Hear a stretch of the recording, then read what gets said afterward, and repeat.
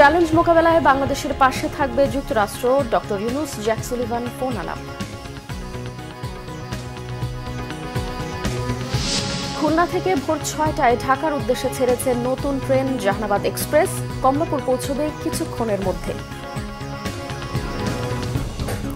দেখছিলেন crown cement সংবাদ শিরোনাম, এবারে বিস্তারিত। বাংলাদেশের অন্তর্বর্তী সরকারের প্রধান উপদেষ্টা ডক্টর মোহাম্মদ ইউনুসের সঙ্গে ফোন আলাপ করেছেন যুক্তরাষ্ট্রের জাতীয় নিরাপত্তা উপদেষ্টা জ্যাক সুলিভান। ফোন আলাপে চ্যালেঞ্জিং সময়ে বাংলাদেশকে নেতৃত্ব দেয় ডক্টর ইউনুসকে ধন্যবাদ জানান তিনি। স্থানীয় সময় সোমবার হোয়াইট হাউসের ওয়েবসাইটে প্রকাশিত এক বিবৃতিতে ফোন আলাপের বিষয়টি জানানো হয়। উভয় নেতা ধর্ম বর্ণ নির্বিশেষে সব মানুষের অধিকার রক্ষায় নিজেদের প্রতিশ্রুতি ব্যক্ত করেছেন। এছাড়াও একটি সমৃদ্ধ, স্থিতিশীল ও গণতান্ত্রিক বাংলাদেশের জন্য যুক্তরাষ্ট্রের সমর্থন পুনর্ব্যক্ত করেছেন জ্যাক সুলিভান। আগামীতে বাংলাদেশ যেসব চ্যালেঞ্জের মুখোমুখি হবে তা মোকাবেলায় যুক্তরাষ্ট্রের অব্যাহত সমর্থনের কথাও উল্লেখ করা হয়েছে বিবৃতিতে।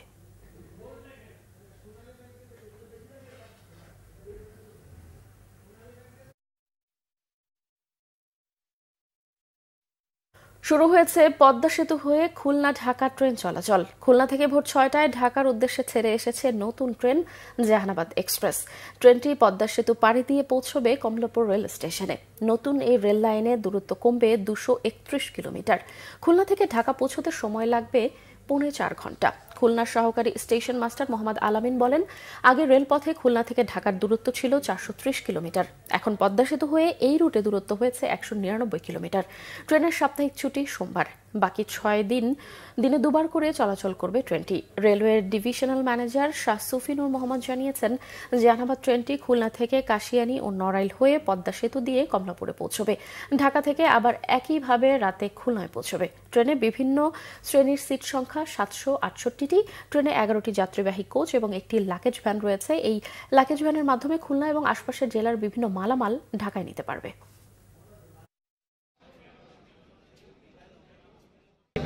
ঢাকার উদ্দেশ্যে নড়াইল হয়ে কাশিয়ানী ভাড়া হয়ে এক ঐতিহাসিক যাত্রার সাক্ষী হতে যাচ্ছি। ধন্যবাদ সবাইকে। খুব কম সময়ের ভিতরে আমরা যে অপেক্ষা করতে পারবো, এটা সবথেকে বেশি ভালো লাগতেছে। ঢাকা থেকে আগে যে রুটে ট্রেন পরিচালনা করা হতো, প্রথমে যমুনা ব্রিজে প্রায় 412 কিলোমিটার আমাদেরকে অতিক্রম করতে হতো। এখন বিকল্প পথে যেটা চলতো সেটা প্রায় 375 কিলোমিটার দীর্ঘ পথ পাড়ি দিয়ে এটা ঢাকায় যেতে হতো। এখন যে রুটে আজকে ট্রেন চলবে সেটা মাত্র 198 কিলোমিটার। ঝালকাঠির সুগন্ধা নদীতে অভিযান 10 লঞ্চে অগ্নিকাণ্ডের 3 বছর আজ।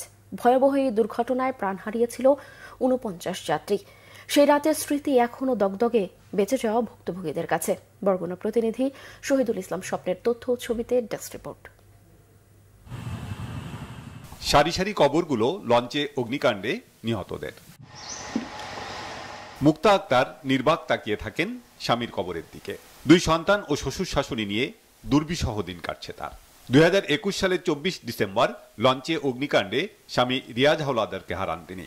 পরিবারের একমাত্র উপার্জনক্ষম ব্যক্তিকে হারিয়ে বেঁচে থাকার লড়াই করে চলেছেন মুক্তা। 3 বছর আগে আমার জীবনে বড় ঘটনা আর কেউ নাই। বড় দুর্ঘটনা নিয়ে আমরা যে পর্যন্ত বাঁচতে আছি। আমার শ্বশুরে হাত পুরাই গেছে, কাম কাজ ঠিক মতন করতে পারে না। আমার 2 ছেলে। সরকারের কাছে আবেদন জানি আমার পোলাগো জানি মানুষ করতে পারি, জানি একটু দেয়। আর ছোট ছেলে তো বাপ কিরে কয় বোঝে না। কেউ যদি বাড়িতে আয় ওই ঘরের আমার দেওয়ার বাসারেরা যদি আয় আমার আব্বু হইবে না, আমার আব্বু কই, তোমার আব্বু ঢাকা গেছে না বিদেশ গেছে। ভয়াবহ এই লঞ্চ দুর্ঘটনায় কেড়ে নিয়েছে কারো ভাই, কারো বোন, কারো মা বাবা ও সন্তান। 3 বছর পরেও স্বজনদের কাছে প্রিয়জন হারানোর বেদনা এখনো দগদগে। বই বই কান্দি, চিন্তা করি কিন্তু কি করবো ওই দিন থাকলে তাই বসতে আসতে চলে গেছে, কি করবো। অনেক ভালো পেতাম, আমার আব্বু অনেক আদর করতো, যা চাইতাম সবই দিত। সবকিছু কিছু করলে কিছু ডাক্তার হইতো না, সবকিছু দিত। যারা উপার্জনক্ষম ব্যক্তিকে যারা হারিয়েছে, সে সকল পরিবারের শিক্ষিত যারা রয়েছে তাদেরকে কর্মসংস্থান করা খুবই জরুরি। তা নইলে আর্থিক খুবই অনটনের মধ্যে সে সকল পরিবার রয়েছে। তা আমরা ইতিমধ্যে লক্ষ্য করেছি প্রাইভেট সেক্টরে 2-4 জন উদ্যোক্তা এগিয়ে এসেছে, কিন্তু সরকারের পক্ষ থেকে এই সমস্ত পরিবারকে যেভাবে কর্মসংস্থান করা দরকার সেটা এখনো দেখিনি। দুর্ঘটনায় ক্ষতিগ্রস্ত অসচ্ছল পরিবারকে পুনর্বাসনের আশ্বাস দিয়েছেন জেলা প্রশাসক। তারা যদি আমাদের কাছে আসে যে কোনো ধরনের সাহায্যের জন্য আমরা চেষ্টা করব তাদেরকে সেই সাহায্যটা করার জন্য। এছাড়াও তারা যেহেতু বরগুনার অধিবাসী, আমাদের অনেকগুলো সরকারি বিভিন্ন ধরনের সহযোগিতা আমরা করে থাকি। সেই সহযোগিতার আওতায়ও তারা যদি আমাদের কাছে যোগাযোগ করে আমরা সেই সহযোগিতার আওতায় তাদেরকে নিয়ে আসার চেষ্টা করব। 2021 সালে ঢাকা থেকে ছেড়ে আসা বরগুনাগামী অভিযান 10 লঞ্চে আগুন লাগে 24 ডিসেম্বর ভোরে। এতে প্রাণ যায় 49 জনের। Bangla vision news desk. BPL ফেস্টে স্টেজ মাতালেন রাহাত ফতেহ আলী খান। তাকে দেখতে মিরপুর শেরে বাংলা স্টেডিয়ামে মানুষের ঢল। তবে টিকিট কালোবাজারি আর জাল টিকিটেই অনেকেই হয়েছেন হেনস্থার শিকার। মনির হোসেন খানের রিপোর্ট। BPL music fest, Rahat Fateh Ali Khan মাতাবেন স্টেজ। দুপুর থেকেই মিরপুর স্টেডিয়ামমুখী মানুষের ঢল। পাকিস্তানের লেজেন্ড উঠবেন রাত 9টায়, কিন্তু স্টেডিয়াম গেট বন্ধ হবে বিকেল নাগাদ। রাস্তার জ্যাম ঠেলে পৌঁছানো যাবে তো? দুশ্চিন্তার কালো মেঘ ভক্ত মনে। আসার কথা 4টায়, সেখানে এখন 6টা বেজে যাচ্ছে। দেরি হয়ে যাচ্ছে না আমার জন্য? ওখানে অনুষ্ঠান শেষ হয়ে যাচ্ছে না, একটু টেনশন হচ্ছে। এদিক থেকে তো রোড ব্লকেজ, আর ওদিক থেকে আমরা ঢুকছি হচ্ছে বেনারসি পল্লী দিয়ে। তো ওইখানেও আসলে রাস্তায় ট্রাফিক বেশি, তো সেই জন্য আসলে আমাদের আসতে একটু দেরি হয়ে গেছে। খেলা হয়, তার আগে প্রোগ্রামটা হয়, আমাদের এনজয় দেয়, আমরা দেখি। বাইরে থেকে সিঙ্গার আসে, বড় বড় সিঙ্গার আসে, তারা আমাদের মূল আকর্ষণ, তো তাদের দেখতে আসে মানুষ। ক্রিকেট ম্যাচ হোক চাই মিউজিক ফেস্ট, কালোবাজারির দৌরাত্ম। জাল টিকিটে দর্শক হেনস্থার শিকার হয়েছেন 6 জন গ্রেফতার।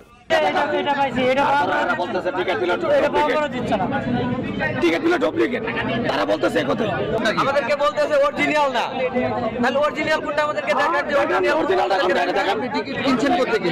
আমরা টিকিট কিনছি অনলাইন থেকে। বিপিএল এর আকর্ষণ বাড়াতে আয়োজন থাকে প্রতিবার, অথচ টিকিট মাঠে দর্শকদের দেখা মেলা ভার। খেলার প্রতি নেই কোনো আকর্ষণ। রাহাত ফতেহ আলী খানে তাদের সব নিবেদন। আমরা খেলা অত বেশি দেখা হয় না, দেখা হয় মাঝে মাঝে, বাট আমরা অ্যাকচুয়ালি মিউজিক নিয়ে একটু বেশি আগ্রহী। আমাদের বিপিএল তেমন একটা দেখা হয় না। সবাই কনসার্ট দেখতে আসছে, তো অনেকে খেলা সম্পর্কে জানতে পারবে যারা জানতো না। আমি ঠিকমতো আর কি প্লেয়ার লিস্ট ওইভাবে আর কি এখন দেখিনি। আজকে শুধু আসছি রাহাত ফতেহ আলী খানের জন্য, না আজকে আসতাম না। ঢাকার আইকন, ওইরকম করে কাউকে সাপোর্ট করা হয় না, কিন্তু খেলা দেখি।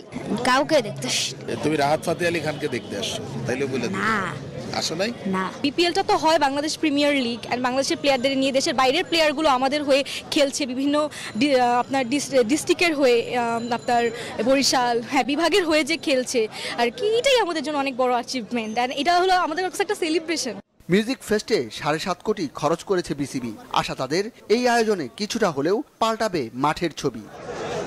মনির হোসেন খান, বাংলা ভিশন, ঢাকা। দর্শক, এই ছিল এখনকার মতো। পরের সংবাদ সকাল 11টায়। এছাড়াও বাংলা ভিশন সংবাদ ও সংবাদ সংশ্লিষ্ট অনুষ্ঠান দেখতে ভিজিট করুন www.bbnews24.com ও facebook.com/banglavishnnews এবং সাবস্ক্রাইব করুন youtube.com/banglavishnnews। এখন সঙ্গে থাকায় ধন্যবাদ সবাইকে।